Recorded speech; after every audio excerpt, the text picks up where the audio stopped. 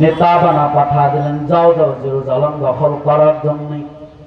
বাইতুল মাকদাস মুসলমানদের সম্পদ, বাইতুল মাকদাস দখল করার জন্য পাঠা দিলেন। মুসলমান ভাই আমার, এবার হযরতে ওমরের নাম শোনার পর জেরুজালেমের সমস্ত জালেমগুলো, ইহুদিগুলো ভয় পেয়ে গেছি। এরা ডাকতে আবু উবাইদা, তোমাদের যুদ্ধ করা লাগবে না, তোমরা বিনা যুদ্ধায় আমরা তোমাদেরকে জয় ঘোষণা করে দিলাম, তবে বাইতুল মাকদাসটা তোমার হাতে তুলে দিব না। আমরা এই বাইতুল মাকদাসকে বিনা যুদ্ধে খলিফাতুল মুসলিমিন হযরত ওমরের হাতে তুলে দিতে চাই।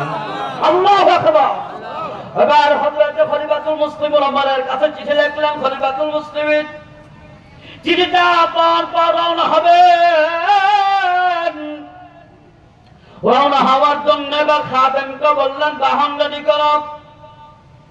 বাহন রেডি করার পর ওমর ডাকায়, শোনো, তুমিও যেমন মানুষ, আমিও তেমন মানুষ।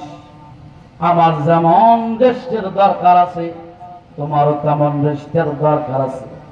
আবার আমরা মানুষ এই বলে আমাদের রেস্টের যেহেতু দরকার, আর আমাদের বাহনটা মানুষ না হলে কি হবে, তারও তো রেস্টের দরকার আছে না নাই? এই ধরনের আছে না নাই? খারাপ লাগতেছে আপনাদের বাবা? ভালো করে বোঝেন মুসলমান ভাই আমার, কোন ঠিকানা চল নাই। এবার আমার ডাকা, আমি যখন উঠে চলব, আমাকে তুমি উঠের রশি ধরে টেনে টেনে টেনে টেনে যখন জেরুজালেমের দিকে নিয়ে যাবা, জেরুজালেমের দিকে নিয়ে যাওয়ার পর কিছুক্ষণ যাওয়ার পরে তুমি যখন পরিশ্রমী যখন ক্লান্ত হয়ে যাবা, আমি তখন নিচে নামবো আর তুমি উঠের উপর চড়বা, আমি ওমর উটের রশি ধরে টানবো। আবার কিছুক্ষণ যাওয়ার পরে আমি যখন হাফসায় যাব, এবার আমার রেস্ট হলো, তোমার রেস্ট হলো। ওই যে বাহন উট অনতে রেস্টের দরকার। এবার দ্বিতীয়বার আমরা যতটুকু রেস্ট নিয়েছি, তুমি যতটুকু রেস্ট নিয়েছো, অতটুক সম পরিমাণ আমরা ওই উটকে রেস্ট দেব। সুবহানাল্লাহ।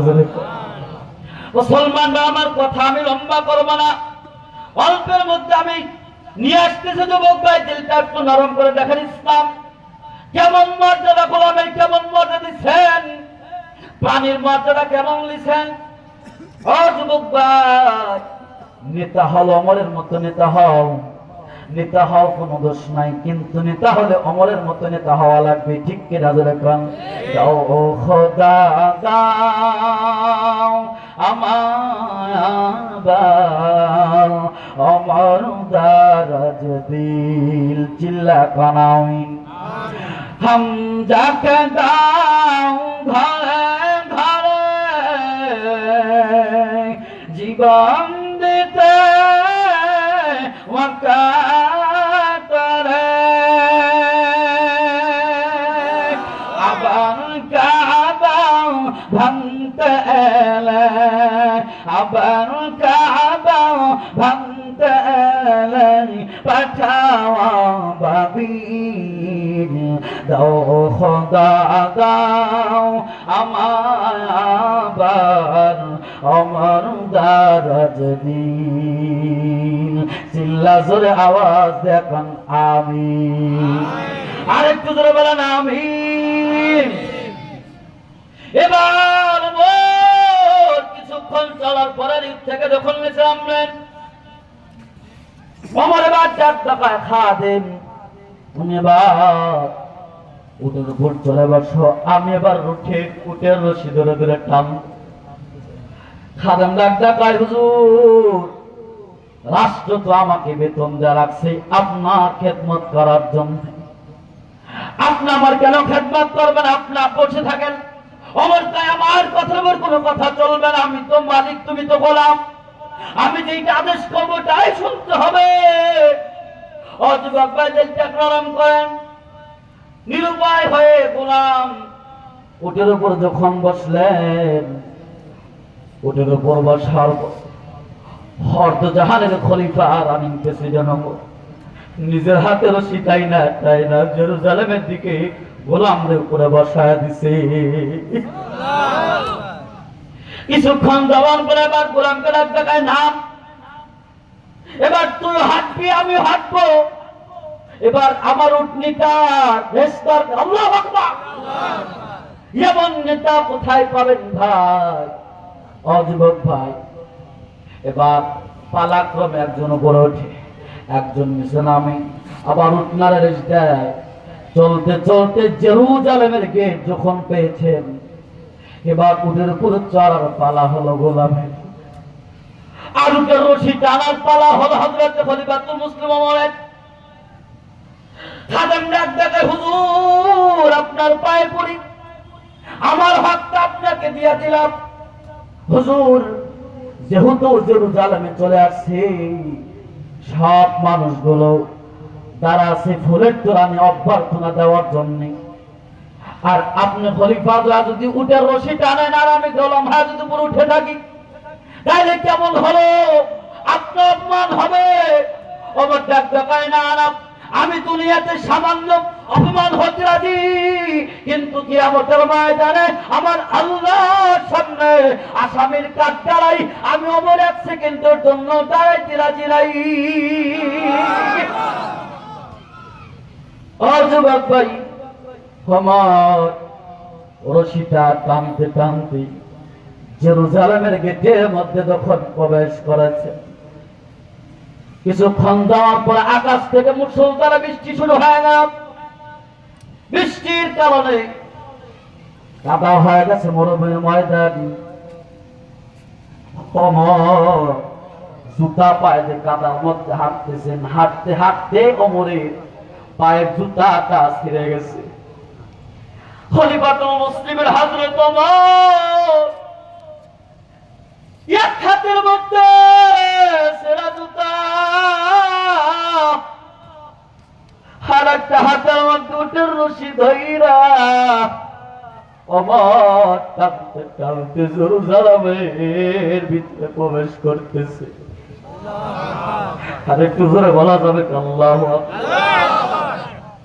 হযরত জাহানের খলিফা ওমর এক হাতের মধ্যে ছেঁড়া জুতা, আর একটা হাতের মধ্যে উটের রশি, আর গোলাম উটের উপর বসে আছে। আবু বকর মুররাজ্জাররা এই দৃশ্যটা দেখার পর দৌড়া চলে আসছে, ডাক দেয়, খলিফাতুল মুসলিম এটা কেমন কথা, আপনি গোলামদের উপর উঠিয়ে দিচ্ছেন, আপনি নিচে এক হাতে ছেঁড়া জুতা আর এক হাতে রশি, আপনি হাঁটতেছেন, জেরুজালেম মানুষ দেখে, তাইলে কি হবে? আপনি উঠে রশিটা আমার হাতে দেন। ওমর কয়, এই কথা একবার বলছে, দ্বিতীয়বার আর না বলবে, কারণ আমার হিসাব আমাকেই দিতে হবে। কিয়ামতের ময়দানে আমার হিসাব কেউ দিবে না, ঠিক কিনা বলে? আমার হিসাব কেউ দিবে না। ও মুসলমান, জেরুজালেমের সব মানুষ যারা আছেন, আহলান সাহলান মারহাবা, স্বাগতম জানানোর জন্য। মানুষ মনে করেছে উটের উপর যিনি বসে আছেন ওই হলো খলিফা। দৌড়ে চলে আসছেন গোলামের গলার মধ্যে ফুলের মালা দেওয়ার জন্য। গোলাম চোখের পানি চাইরা দিয়া লাভ দিয়া জমিনের মধ্যে নামে ডাক ডাকলো হয়, ও জেরুজালেমের লোকজন শোনো, লোক চিনতে ভুল করেছ, আমি ওমর না, আমি খলিফা না, আমি হলাম গোলাম। আর যিনি এক হাতে ছেঁড়া জুতা নেওয়া আর এক হাতে উটে রশি ধরে ধরে টানতেছি, উনি হলেন অর্ধ জগতের খলিফা, খলিফাতুল মুসলিমিন হযরত ওমর। তাকবীর, আল্লাহু তাকবীর, আল্লাহু আকবার। আইলে বলেন মুসলমান, ইসলাম একজন গোলামের অধিকার দিছরা দেয় নাই, ইসলাম পানির অধিকার দিছরা দেয় নাই। সুতরাং এই দেশের মানুষের ভাগ্য বদলাইতে যদি যদি চান ইসলাম ছাড়া কোনো কিছুর উপায় নাই। ও মুসলমানের জন্ম বছরে 55 বছরে কেউ আইসা কয় আমার বাংলা বানাবো সোনার বাংলা, কেউ বলে এই বাংলাকে বানাবো সবুজ বাংলা, কেউ বলে এই বাংলাকে বানাবো আধুনিক বাংলা, কেউ বলেছে এই বাংলাকে বানাবো ডিজিটাল বাংলা, আবার শেষবারে বলেছে এই বাংলা হবে স্মার্ট বাংলা। আমরা এই মুসলমান দেখতে চাই, আমরা সব দেখেছি, সব দেখেছি, তোমরা কি করতে পারো সব আমাদের জানা আছে। আমাদের বাংলা আর সবুজ দেখতে চায় না, আমাদের বাংলা সোনারা দেখতে চায় না, আমাদের বাংলা আমরা আর স্মার্ট দেখতে চাই না, আধুনিক দেখতে চায় না। আগামীর বাংলা হবে ইসলামের বাংলা, কোরআনের বাংলা। দেশের প্রত্যেকটা মানুষ আগামীর বাংলা দেখতে চাই, ইসলামের বাংলা। কারা কারা দিতে হাত আমার মালিককে দেখায় দাও। ইল্লাহে তাকবীর, আল্লাহু নারে তাকবীর। কথা বলেন ঠিক না ঠিক? এই জন্য আগামীর বাংলা যদি কোরআনের বাংলা করতে চান আমার সাথে একটা স্লোগান আপনাদের দিতে হবে, রাজি তো ইনশাআল্লাহ? এবারে ভোট দেব ভাই ওই মানুষে যে মানুষ পক্ষে থাকে আল কোরআনের। এবারে ভোট দেব ভাই ওই মানুষের যে মানুষ পক্ষে থাকে ইমানদারের। এবারে ভোট দেব ভাই ওই মানুষের যে মানুষ পক্ষে থাকে আল কোরআনের। ঠিক কিনা বলেন? যে মানুষ ভয় করে ভাই, যে মানুষ ভয় করে ভাই আল্লাহ পাকের। কথা বলেন ঠিক না ঠিক? এবারে ভোট বলেন আমার সাথে বল, এবারে ভোট দেব ভাই ওই মানুষের যে মানুষ পক্ষে থাকে আল কোরআনের। আমি কি কোন রাজনীতি স্লোগান দিলাম? এই কথা রাজনীতি কথা বললাম? বরং এইটা প্রত্যেকের দাঁড়ি। বিএনপি যদি কোরআনের পক্ষে থাকে আমরাও আছি, জাতীয় তারপরে জাতীয় পার্টি যদি কোরআনের পক্ষে থাকে আমরা তাদের সাথে আছি না নাই? জামাত বিএনপি জাতীয় পার্টি আর পরে এনসিপি আর পরে চরমনে হেফাজত যা আছে, কথা হলো কারো অন্ধভক্ত আমরা নই, কারো অন্ধভক্ত নাই। কোরআনের আইন কোরআনের পক্ষে যারাই থাকবে আমরা তার পক্ষে আছি না নাই? আছি না নাই? ও মুসলমান ডাইরেক্ট আসছে না? ও মুসলমান বন্ধু আমাদের জানাম করে দেন। তাইলে আমি যে কথা বলতেছিলাম, রহমানের বান্দার গুণ হতে হলে 1 নাম্বার গুণ হলো ওয়াইদা, 1 নাম্বার গুণ হলো মুসলমান আল্লাযীনা ইয়ামশুনা ফিল আরদি হাওনা, যারা জমিনের মধ্যে হাঁটবে একদম বিনয়ের সাথে। কিসের সাথে? যারা বলেন অহংকার করবে না। 2 নাম্বার হলো যখন মূর্খদের সাথে কথা বলবে বিনয়ের সাথে বলবে। যদি মূর্খ গায়ে পাড়াতে ঝগড়া করে তার থেকে চলে যাবে, তার মানে বলাটাও নরম। ও মুসলমান, তার মানে বলাটাও নরম, তার মানে কথাটাও নরম, চলাটাও নরম, অহংকার থাকবে না। 3 নাম্বার গুণ আমার আল্লাহ পাক রব্বুল আলামিন বলেন